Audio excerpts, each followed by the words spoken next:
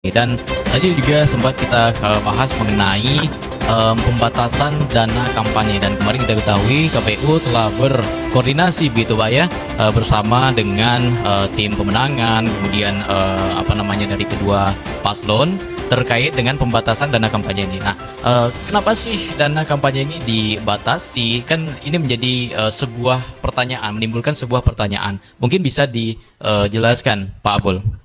Baik, saudara semua pendengar MRA dimanapun Anda berada, tentu perlu diketahui bahwa memang setiap proses pemilihan kepala daerah itu ada yang namanya dana kampanye yang digunakan oleh masing-masing pasangan calon. Nah, pertama yang tentu yang dibiayai oleh pasangan calon adalah mulai dari kampanye terbuka, kampanye terbatas itu adalah semuanya ditanggung oleh biaya masing-masing pasangan calon. Ya. Dan yang kedua berkaitan dengan alat peraga atau APK yang mereka tambahkan yang di luar dengan yang dicetak oleh KPU itu juga menjadi tanggung jawab atau pembiayaannya dari partai politik. Kemudian bahan kampanyenya juga demikian, ya seperti brosur dan sebagainya ditambah. Kemudian ada yang tidak diatur juga oleh KPU, yaitu berkaitan dengan pengadaan seperti pakaian, tutup kepala, alat makan, minum, kemudian kalender, kartu nama, pin, alat tulis, payung, stiker dan sebagainya. Ya.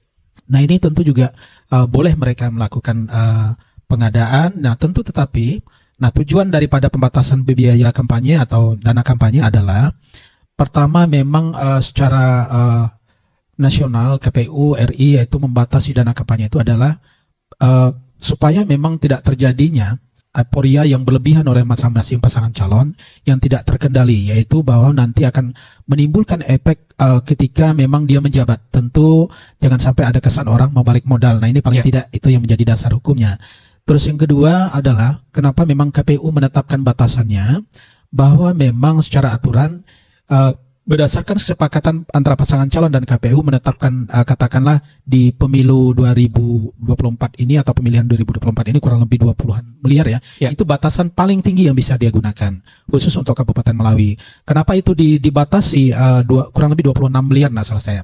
Kenapa itu dibatasi? Nah, seandainya dalam pelaporan mereka katakanlah melebihi, nah itu nanti akan ada sanksinya bahwa dia akan direkomendasikan itu tidak akan mendapat rekomendasi katakanlah ada belum dilantik tapi penundaan. Nah tentu nanti itu menjadi pembatasan supaya memang ada nanti yang audit dana kampanye itu adalah KAP ya. Nah itu diaudit oleh instansi yang memang membidangi akuntan publik. Nah itu nanti akan memeriksa tentang dana kampanye tersebut. Nah itu pertama khusus kalau untuk di kabupaten kota yang besar seperti Jakarta pertama. Nah itu kan ada larangan dana kampanye yang memang sumbangan dana kampanye yang dilarang, seperti dana kampanye yang masuk dari luar negeri itu jelas dilarang. Nah itu salah satu tujuannya. Nah itu ada larangan-larangannya. Kemudian juga supaya memang nanti kenapa dibatasi ini, tentu nanti kami akan kelihatan bahwa sumber dananya dari mana dan sebagainya itu akan kelihatan. Nah supaya memang tidak terjadi orang asal usul dananya juga tidak jelas dari mana. Nah itu yang memang menjadi kepentingan daripada negara supaya memang ini terkontrol mulai dari proses pencalonan sampai kepada hari pemungutan suara nanti, supaya memang masyarakat tahu. Tapi intinya bahwa memang yang disebut dengan dana kampanye itu dana yang akan dikeluarkan oleh masing-masing calon. Nah ini tentu bukan dana pemerintah, tetapi dana yang dimiliki oleh pasangan calon secara pribadi, saya kira itu. Baik itu yang disumbang oleh partai politiknya atau relawan dia atau tim kampanyenya itu dibolehkan selama memang dia tidak ada batasan-batasannya. Cuman saya tidak ingat spesifik. Kebetulan yang memang membidangi dana kampanye ini adalah di divisi teknis ya. Di situ ada batasannya. Kalau untuk katakanlah calon bupati atau perseorangan itu ada batasan-batasannya. Sekira demikian. Baik. Nah sejauh ini dan setelah kemarin dilakukan rapat koordinasi, apa tanggapan dari paslon-paslon yang ada di Kabupaten Melawi? Intinya alhamdulillah ya dari petugas penghubung yang ada di mereka yang memang berhubungan setiap hari dengan kami, bahwa memang itu menjadi dasar nanti ketika mereka melakukan pelaporan dana kampanye ya tentu itu menjadi acuannya. Nah tentu kalau tapi kalau kita berkaca dari 2020 kemarin ya, dari pemilu Bupati 2020, pada saat itu kan KPU Kabupaten Melawi menetapkan batasan maksimalnya oleh karena COVID itu 8 miliar. Tapi kenyataan di lapangannya hanya oleh pasangan calon yang terpilih saja itu kurang lebih 4 miliaran saja yang memang mereka gunakan, katakanlah 50% dari yang kita tetapkan. Pembatasan itu saja. Tapi katakanlah dia hanya melaporkan atau hanya menggunakan 2 miliar pun, Ya. itu tidak ada, itu berarti lebih baik lah, karena memang lebih efisien dan lebih efektif. Pertama tentu ya intinya bahwa KAP nanti atau konsultan publik itu hanya menilai tingkat kepatuhan daripada masing-masing pasangan calon. Saya kira demikian. Baik, nah itu ya sahabat Ramira semuanya terkait dengan pembatasan daripada dana kampanye yang digunakan nanti, ya kan, melihat dari aspek-aspek yang memang sudah diperhatikan begitu Pak ya. Nah, memang sudah diperhatikan semua, itu ada alasan-alasan tersendiri. Nah, memang untuk di Kabupaten Melawi ini tidak ada permasalahan ya kan terkait dengan paslon maupun tim pemenangan ya kan mengenai hal tersebut. Nah, masih aman sahabat Ramira, dan mudah-mudahan ya pilkada ini Pak, kita berharap memang untuk di Kabupaten Melawi secara khusus dapat berjalan dengan aman, sejuk ya kan, dan tidak ada konflik-konflik, dan kalaupun ada ya kan, kalaupun memang nanti ada mungkin bisa minimalisir ataupun bisa diatasi begitu.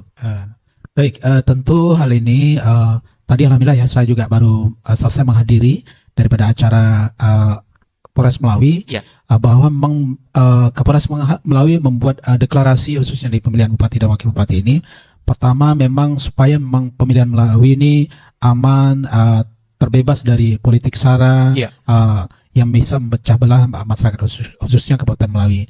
Dan begitu juga kami KPU Kabupaten Melawi di dalam pelaksanaan pengundian nomor urut kemarin di tanggal 23 juga kami telah melakukan deklarasi kampanye khususnya pemilihan bupati ini, supaya memang dalam penyelenggaraan itu mereka menjunjung tinggi integritas, kejujuran, bahwa memang dalam pelaksanaan ini semuanya berjalan aman, tertib, tanpa ada gesekan, Ya. baik secara sara maupun lainnya, supaya memang intinya bahwa ini adalah kontes kita bersama atau katakanlah pesta rakyat Melawi secara seluruhan, bahwa memang maka disebut pilkada ini merupakan pesta demokrasi.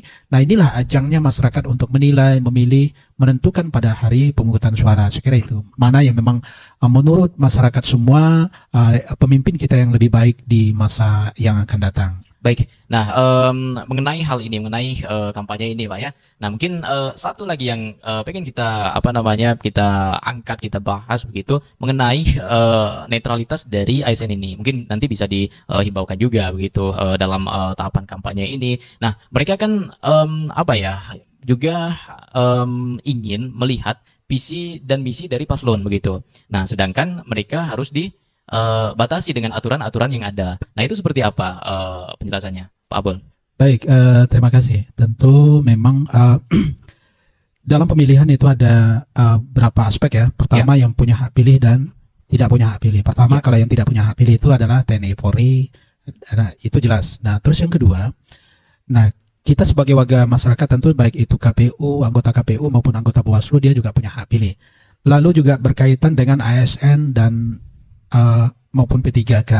Nah ini mereka juga punya hak pilih. Tetapi memang di dalam pelaksanaan kampanye tentu ini sebenarnya skup wewenang ini adalah di Bawaslu. Tapi tidak ada salah saya sampaikan awal.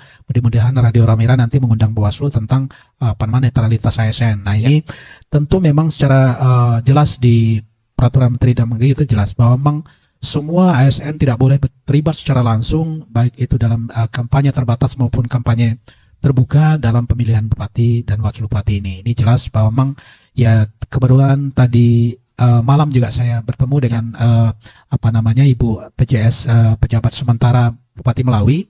Beliau juga sempat memaparkan bahwa memang nanti khususnya pemerintah Melawi mereka lebih intan untuk memperhatikan tentang larangan ASN tersebut. Nah tentu beliau juga tadi malam juga telah menyinggung apa-apa saja yang memang menjadi sanksi-sanksinya, bisa saja penurunan jabatan dan sebagainya, itu menurut beliau ya yang memang sekarang menjadi pejabat Bupati sementara Kabupaten Melawi. Nah tentu memang nanti ini menjadi ranahnya kawan-kawan di Bawaslu, dan mudah-mudahan dalam waktu dekat juga mereka akan mensosialisasikan ini semua kepada masyarakat. Tentu juga tidak ada salahnya kami sebagai penyelenggara teknis di KPU juga bersama menghimbau kepada kita semua, mari kita semua baik kami sebagai penyelenggara di bawah, yaitu mulai dari jajaran kami di PPK sampai ke PPS, bekerjalah kita dengan profesional dan juga demikian dengan kawan-kawan nanti yang terbentuk menjadi anggota KPPS, supaya memang kepentingan kami adalah hanya murni kepada penyelenggaraan pilkada di 2024 ini. Kami tidak ada sangkut pautnya siapa yang terpilih, siapa yang mau dipilih oleh masyarakat. Kami tidak punya hak untuk menggiring atau mengomentari hal tersebut. Saya kira demikian. Baik, nah telah banyak ya Sabara Merah dipaparkan, dijelaskan oleh anggota KPU Kabupaten Melawi, ya kan, Bapak Abdul Kasim pada kesempatan pagi menjelang siang hari ini. Dan pastinya juga kita sudah semuanya ya kan sudah dipaparkan. Nah saat ini juga sudah menunjukkan pukul 10.50 ya. Nah mungkin kalau ada tambahan boleh dihimbaukan juga mungkin untuk masyarakat dalam pilkada ini kita jaga ya kan, kita jaga pilkada di Melawi aman, tertib ya kan, sejuk dan lain sebagainya. Pak Abul. Baik, saudara-saudara pendengar Merah dimanapun Anda berada, tentu sebagai penyelenggara teknis dari KPU, kami menghimbau kepada seluruh masyarakat, pastikan Anda menggunakan semua hak pilih Anda di setiap TPS yang kami tetapkan, yaitu berjumlah 526 TPS yang tersebar di 169 desa. Nah, itu harus pastikan pertama tadi syaratnya saya telah gambarkan dari atas, itu supaya memang kenapa harus Bapak Ibu menggunakan, itu adalah kesempatan yang diberikan oleh amanah yang diberikan oleh negara kepada masyarakatnya, supaya salah satunya menggunakan hak pilihnya untuk menentukan masa depan kepemimpinan di Kabupaten Melawi. Terus yang kedua, mari apapun pilihan Anda dalam perbedaan pemilih itu tentu sangat wajar, tapi bahwa marilah kita berdewasa dalam berdemokrasi, bahwa kita boleh beda pilihan, tapi jangan sampai kita berbedanya sampai kepada ada yang memang dari desa A tidak teguran kepada desa B, bahkan di dalam rumah tangga saja ada yang ribut Berbeda pilihan begitu. ya, yang hanya karena beda pilihan.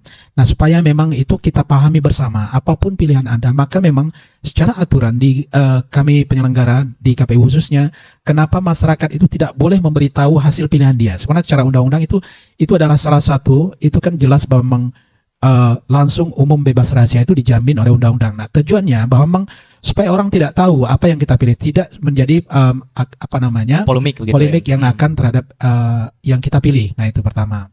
Nah, memang yang terakhir, mari kita ciptakan khususnya kepada semua tokoh masyarakat, tokoh agama, mari bantu kami di jajaran penyelenggara untuk menyampaikan kepada seluruh masyarakat, siapapun yang terpilih nanti menjadi pemimpin Melawi, dia adalah pemimpin yang terbaik menurut masyarakat Kabupaten Melawi. Semoga Melawi ke depan lebih baik lagi, lebih maju, baik secara pembangunan, baik secara fisiknya. Saya kira demikian. Baik, terima kasih juga Bapak Abdul Kasim ya dalam kesempatan ini sudah menghadiri undangan kita juga dalam menyampaikan informasi-informasi berkaitan dengan pelaksanaan pilkada di Kabupaten Melawi, terkhusus pada masa atau tahapan kampanye ini, sahabat Ramira. Dan juga kita sempat garis bawahi juga tadi ya bagaimana kesiapan dari KPU itu sendiri sudah luar biasa, sahabat Ramira, sudah dari badan ad hoc sendiri ya kan, sudah luar biasa kesiapannya untuk mensukseskan pemilu atau pilkada 2024 ini. Dan kita akhiri sahabat Ramira, saya Basian. Terima kasih. Assalamualaikum warahmatullahi wabarakatuh.